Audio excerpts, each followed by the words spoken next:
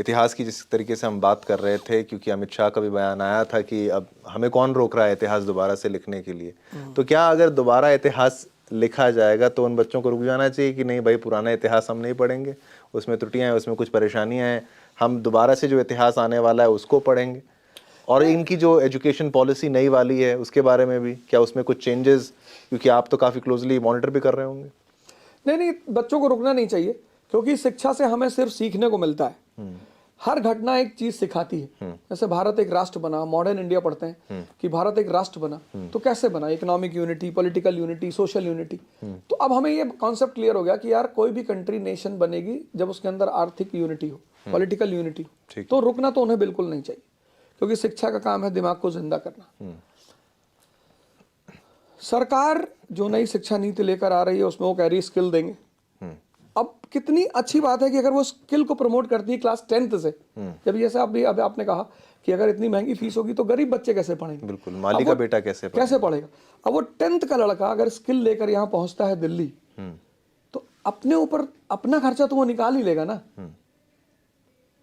बाकी गवर्नमेंट हमेशा ग्रोथ को डेवलपमेंट टारगेट लेके एजुकेशन पॉलिसी फ्रेम करती है। ऐसा मोदी सरकार ने भी किया है। तो आप समर्थन में? बिल्कुल बिल्कुल, मैं एकदम समर्थन में हूँ कि ये जो नई एजुकेशन पॉलिसी भी है और जो नई तरीके की हिस्ट्री जो पढ़ाई जाएगी वो उसके समर्थन में तो मैं नहीं हूँ। क्यों नहीं है? नहीं, अगर उसका मैं एक मुख्य कारण बता दूं कि जिस तरह से हम पोर्ट्रे करते हैं चीज़ों को, बहुत सारे लोग, मतलब सरकार में भी बहुत सारे लोग हैं कि अकबर तो चोर है, अकबर। चलिए वही आक्रांताओं वाली बात पे आक्रांता वाली बात पे आता हूँ। तो देखिए ऐसा है, मैं मेडिवल हिस्ट्री जिस किताब से पढ़ाता हूँ उसका नाम है जेएल मेहता।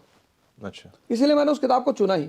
जेएल मेहता साहब पंजाब यूनिवर्सिटी के प्रोफेसर हैं जी, और भारतीय जनता पार्टी से जुड़े हुए हैं, और उन्होंने जो तारीफ की है अकबर की, इसीलिए मैं मेडिवल इंडिया कभी भी किसी मुस्लिम हिस्टोरियन की किताब से नहीं पढ़ा था। देखिए आप बात कर रहे थे आक्रांताओं की, हिस्ट्री की बात कर रहे थे, उनका पोर्ट्रेयल जो है वो किस तरीके से किया जा रहा है, और आप अकबर की बात कर रहे हैं, तो बोलिए। नहीं, मैं ये कह रहा हूं कि मुसलमानों को ध्यान में रखें कि मुसलमान का कोई कंट्रीब्यूशन नहीं है, मुगलों का कोई कंट्रीब्यूशन नहीं है, ऐसा नहीं है। पर्सपेक्टिव दुनिया में एक ऐसी चीज है जिसको आप दोनों तरफ से डेवलप कर सकते हैं। निजामुद्दीन औलिया यहीं दिल्ली में है, ठीक है। कितने आप उनकी मजार पे जाइए, आपको 80% हिंदू मिलेंगे। इस देश की जो संस्कृति पैदा, मैं मानता हूं, मैं बिल्कुल मानता हूं कि मुसलमान एक समय के साथ मुख्य धारा से कट गए और वो बेचारे खुद ही नहीं समझ पाए कि उनके साथ कहां गलत हो रहा है। लेकिन वो तो कॉन्स्पिरेसी हुई? बिल्कुल हुई, बिल्कुल हुई। वो मुख्य धारा से, मुसलमानों की एक ही गलती है इस देश में, उन्होंने कभी भी डॉक्टर अंबेडकर जैसे नेता का चयन नहीं किया।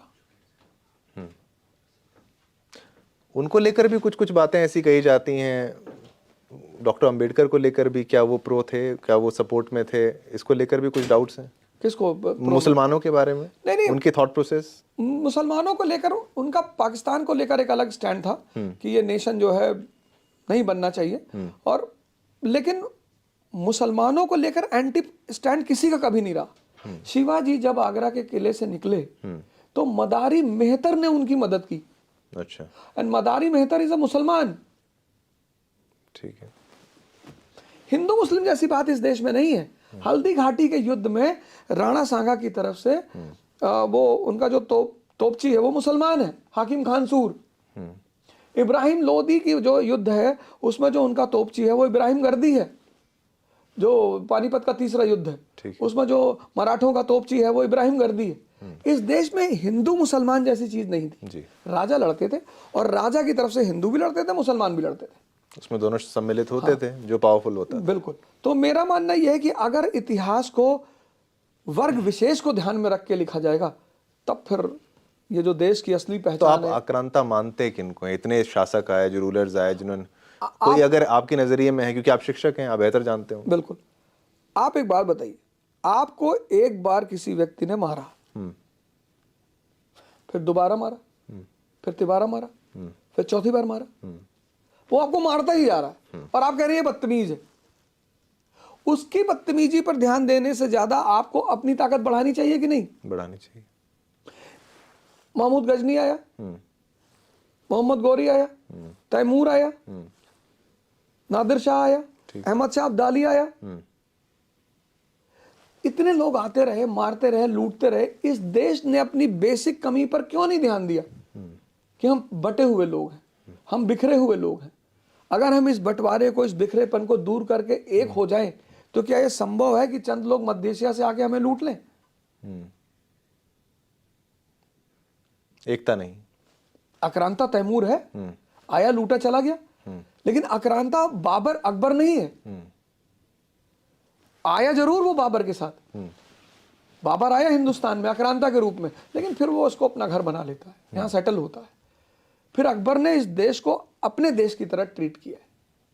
ठीक है, कहीं कहीं लड़ाइयों में उसने बर्बरता दिखाई है, एक धार्मिक उन्माद दिखाया है, लेकिन फिर बाद में उसका जो 49 साल का शासन है वो बहुत ही व्यवस्थित शासन है। और उसी के बेस पे आजकल की एडमिनिस्ट्रेशन भी चल रही है। बिल्कुल, मनसबदारी उसके ऊपर डिपेंड है। आईएएस, मनसबदारी। आज जो हमारी रेवेन्यू सिस्टम है, लैंड रेवेन्यू सिस्टम, वो आईने दहशाला पे टिकी हुई है। तो ये सारी चीजें हमने उससे ली है। तो सिर्फ आक्रांता कहना है या कहना लुटेरे थे, ये सब बिल्कुल नहीं, भावना कहीं से तो आई होगी। चलिए वो सवाल मैं फिर से कहीं अगला सवाल आगे पूछूंगा। राजा दाहिर की भी स्टोरी है, उनकी भी कहानी, ये सब चीज़ें हिस्ट्री में क्यों नहीं बाहर आती? अगर मेन स्ट्रीम बुक्स में क्या इनकी इन्वॉल्वमेंट होनी चाहिए? कुछ ऐसे चैप्टर्स होने चाहिए जो नहीं पढ़ाए जा रहे हैं? नहीं, बिल्कुल। ये तो मैं अब ये दूसरा एंगल आप ले आए, राजा दाहिर वाला। ठीक है कि एक्चुअली मैं आपको बताऊं, भारत और मध्य एशिया दोनों की ज्योग्राफी अलग है, और आदमी का नेचर डिपेंड करता है ज्योग्राफी पे। जैसे आप राजस्थान के आदमी को देखेंगे, डेजर्ट वाला, बहुत मेहनती आदमी है। लेकिन यूपी का जो पूर्वांचल का आदमी है, वो थोड़ा शांत है, उतना मेहनत नहीं करेगा, उतना शारीरिक श्रम नहीं करेगा। हमारे यहाँ पूर्वांचल में 1 मीटर पे पानी निकल आता है। तो पूर्वांचल का जो आदमी का नेचर है और राजस्थान के आदमी का जो नेचर, वो दोनों अलग है। मध्य एशिया जो है वो या तो डेजर्ट है या पठार है। वहां लड़ाई उसका फीचर है, बेईमानी फीचर है, घात लगाना फीचर है, धोखा देना फीचर है। ये मध्य एशिया की संस्कृति है, इस्लाम की नहीं है। तो आप एक स्टेटमेंट दे रहे हैं कि इस धर्म में परेशानी नहीं है। कुछ लोग रहे हैं, ये वहां की संस्कृति है। ज्योग्राफी पे, जो ज्योग्राफिकल संस्कृति, आप इसको कल्चर किस पे डिपेंड करता है? ज्योग्राफी पे। जैसे कश्मीर का मुसलमान और तमिलनाडु का मुसलमान, दोनों के ड्रेस में और दोनों के खाने में अंतर होगा। एक गुजरात का हिंदू और असम का हिंदू, दोनों के खाने में और ड्रेस में अंतर होगा। कल्चर डिपेंड करता है ज्योग्राफी पे, और धर्म है मेटाफिजिक्स, फिलॉसफी। तो जब हम ये बात करते हैं कि मध्य एशिया के लोग बेईमान हैं, धूर्त हैं, चालबाज हैं, तो ये हमें मध्य एशिया के लिए कहना चाहिए। क्योंकि जब हम मुसलमान ऐड करते हैं तो हमारे देश एपीजे कलाम भी तो आ जाते हैं उसमें। बिल्कुल बिल्कुल। भाई कलाम साहब ने कहा कि हमको पाकिस्तान ने कितना ऑफर दिया कि आप मुसलमान हैं, आप हमारी कंट्री में आ जाइए, आप हमारे कंट्री में प्रोजेक्ट करिए, आप कौम के लिए काम करिए। और यही बात अगर वो सुनकर चले गए होते फिर। तो मेरा कहना यह है कि तथ्य एकदम दिखाए जाएं कि राजा दाहिर के साथ धोखा हुआ, राजा दाहिर के साथ बेईमानी हुई, उनके साथ ज्यादती हुई, उनकी बेटियों को उठाया गया। लेकिन ये किया किसने? मध्य एशियाइयों ने। ये हिस्ट्री में आना चाहिए, ये हिस्ट्री में आना चाहिए, स्कूल लेवल पे आना चाहिए, स्कूल लेवल पे आना चाहिए। वहां पे समझ पैदा होती है ना। तो जो बच्चा सोशलाइजेशन स्कूल में हो जाएगा, स्कूल में ही पूरे जीवन की नींव पड़ती है। आप स्कूल में या तो भारतीय बन जाते हैं, या आप हिंदू बन जाते हैं, या मुसलमान बन जाते हैं। उसका जब आप कॉलेज में पहुंचते हैं तो फिर कुछ बनने की गुंजाइश नहीं होती, आप बने होते हैं।